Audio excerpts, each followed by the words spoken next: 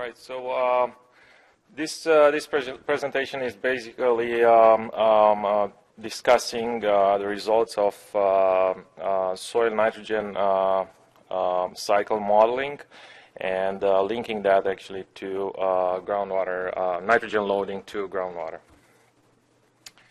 And let's see. Okay. So the research takes place in Prince Edward Island in Atlantic Canada, Prince Edward Island being the smallest province of Canada, both in terms of population and surface. Quality of groundwater is critical in PEI because the sole aquifer, regional aquifer, is the only supply, provides the only supply of water, of drinking water for the residents, and also has significant contributions to nutrient loading to coastal waters, where a number of anoxic events and fish kills have been reported in the recent past. Agriculture plays a significant role in local economy, with potatoes being the most important commodity. This graph here shows nitrate concentrations in several streams in Prince Edward Island between 1960s and 2010, and we can see that concentrations increased 2 or even 3 times compared to the pre-intensive ag practices, which have been linked to a decline in groundwater quality. The study site is at the an AAFC Agriculture and Agri-Food Canada experimental farm, very close to the provincial capital, Charlottetown, and the field site is set in a hilly landscape with a topographic height just up gradient of the field here, where there's also a forested area. So monitoring took place mainly in this section of the field with 7 perimeter wells that are intersecting or capturing the top up to 6 meters of the regional aquifer. For this presentation or work, these 3 wells that are up gradient were labeled as low nitrogen wells, as they always had concentrations much lower than this group here of 4 wells, which are labeled as high nitrogen wells. In the field, there's 3 nests of 3 piezometers as well here, following the groundwater flow direction, and in each nest we have 3 wells, shallow, intermediate, and deep.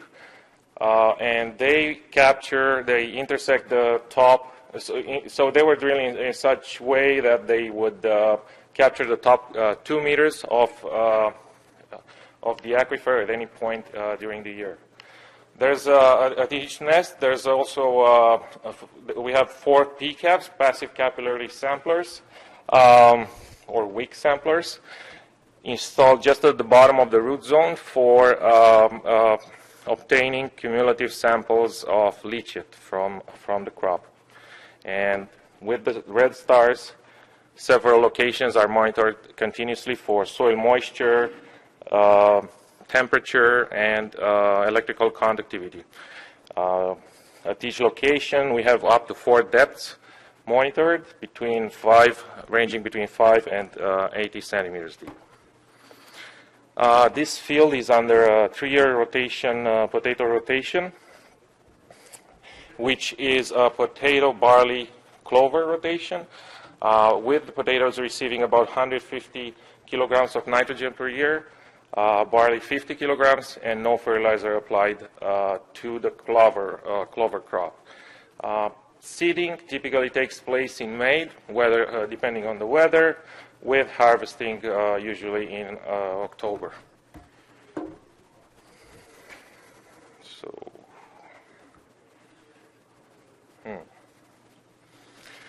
the soil at the site is about, the soil layer is about 3 meters deep with 3 horizons. Root zone extends down to 60 centimeter. and the soil layer is underlain by glacial till down to about 8 meters. Below that, we have the sandstone bedrock with the water table at about 20 meters depth. And both the till and the bedrock are fractured, and I included here a core, a picture of a core, just for showing the typical fractures that we see. Both all the sediments or soil, till, and bedrock are permeable, and typically the nitrogen transport is considered to be conservative. So here's the approach. So in the first step, a model was developed under with the root zone water quality model, a USDA model, able to simulate flow, nitrogen cycling in soil, and plant growth.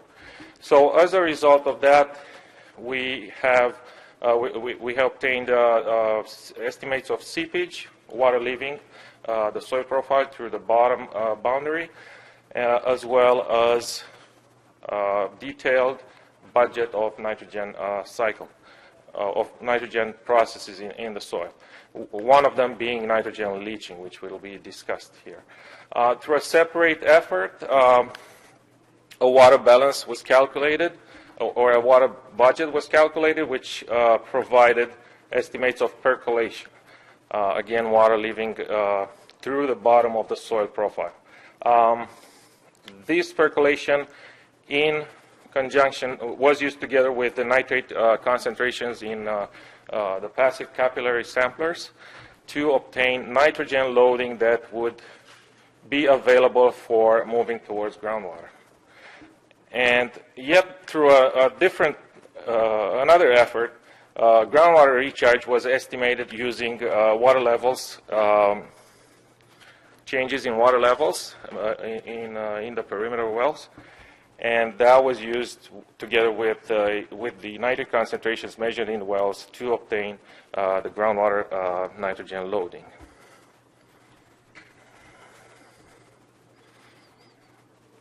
This is just showing variability of precipitation over the 4 years of the study. Significant variability, and on average we're looking at about 1,300 millimeters per year. 20% of that falls as snow. So the calibration target was, the model was calibrated such as to minimize the differences between the calculated soil moisture and the measured soil moisture. So black line here shows the model output, whereas the blue line shows the average of measured soil moisture. This is for 30 centimeter depth. And we can see that generally there's good agreement between the two data sets. However, here during the summer months, root zone water quality might provide lower values compared to the measured data. We can also see there's sometimes we have significant variability in measured data, which makes the calibration challenging, or maybe easier actually.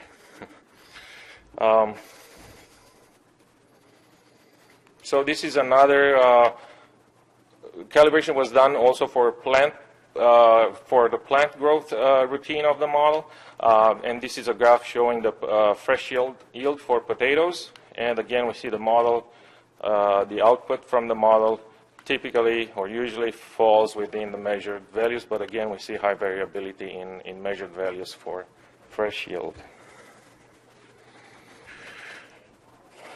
Evapotranspiration, here is a comparison between the root zone water quality model estimates and a number of other methods. Again, overall good agreement in terms of annual amounts. We see, and also dynamics throughout through the year. However, we see that for this particular year, root zone water quality model has somewhat lower values for evapotranspiration when compared to the other methods.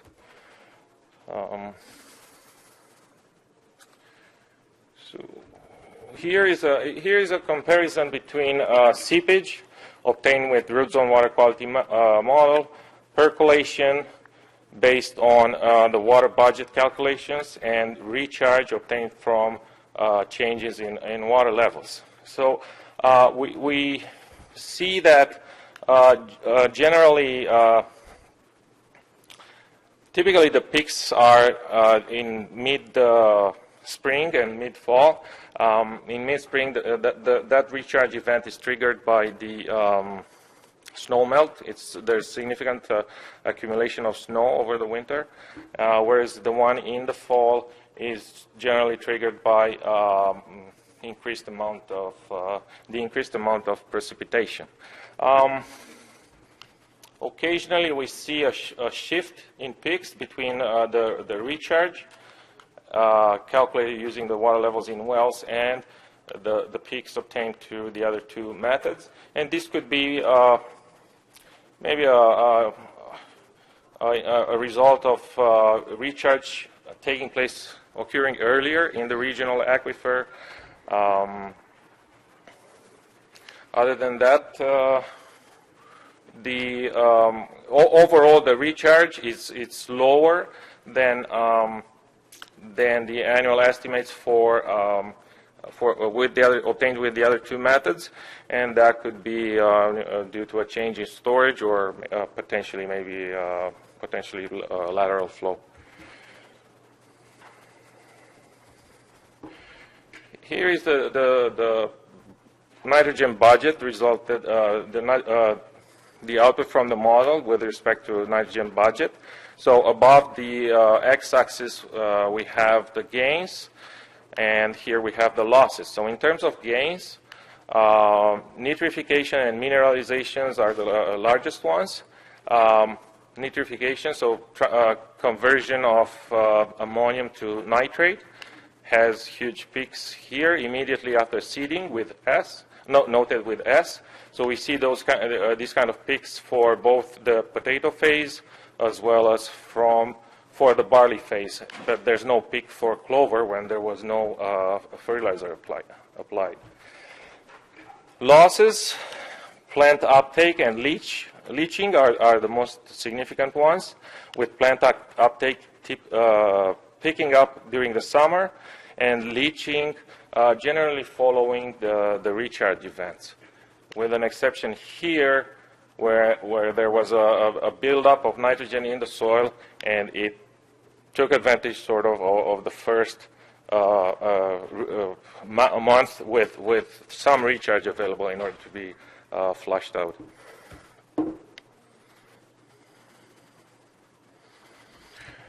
So here is the comparison for nitrogen loading or leaching with root zone water quality, nitrogen leaching obtained with root zone water quality model versus the loading obtained with the two other methods. I did put the P-caps here on the secondary axis just because they were the estimates were so much higher than the estimates obtained with the other methods. And there have been some challenges with using these P-caps in the sense that they did not show. They show the inconsistencies in both time and space, so huge variability for the same sampling ground in terms of concentration across the field. And so these data should be used with caution. The other thing is we don't have a complete data set for concentration, so we're missing a little bit here and here.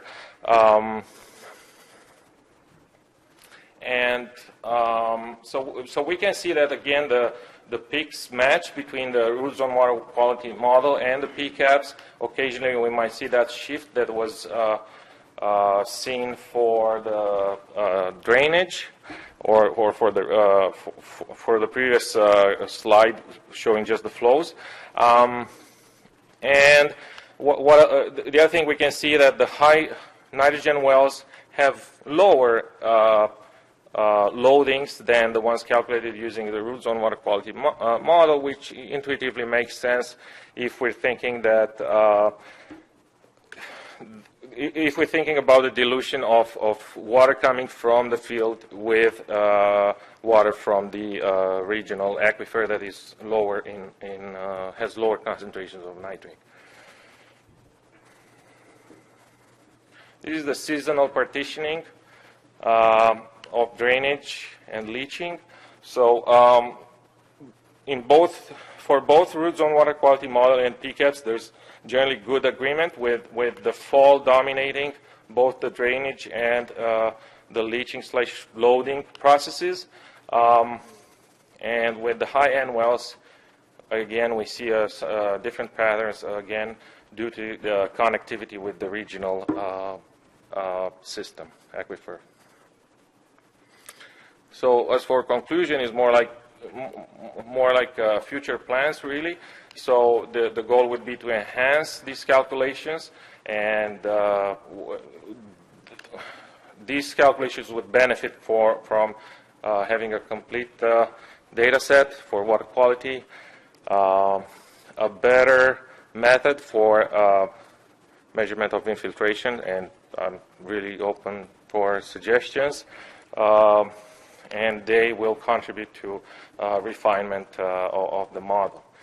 This research is part of a larger effort where the aim is to better understand travel time of flow and contaminants in the unsaturated and actually saturated zones. So there's other pieces of work taking place where geophysical methods are involved, and as well as a numerical modeling for coupling the unsaturated and saturated zone processes. And this is the last slide. I would just like to acknowledge the funding agencies and the technical support throughout the program. And with that, thank you. Thank you, Serban. Do we have any questions?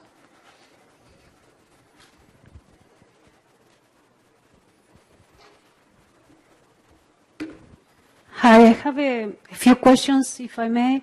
The first one is about these devices you call the pickups, the passing capillarity devices. Are those a type of lysimeter, or how do they work? Yeah, well, the difference, yeah, you can say so. Basically, it's a plastic bean covered, and at the top you have it's perforated, and wicks are inserted, and it's able to sample. You're able to obtain cumulative samples.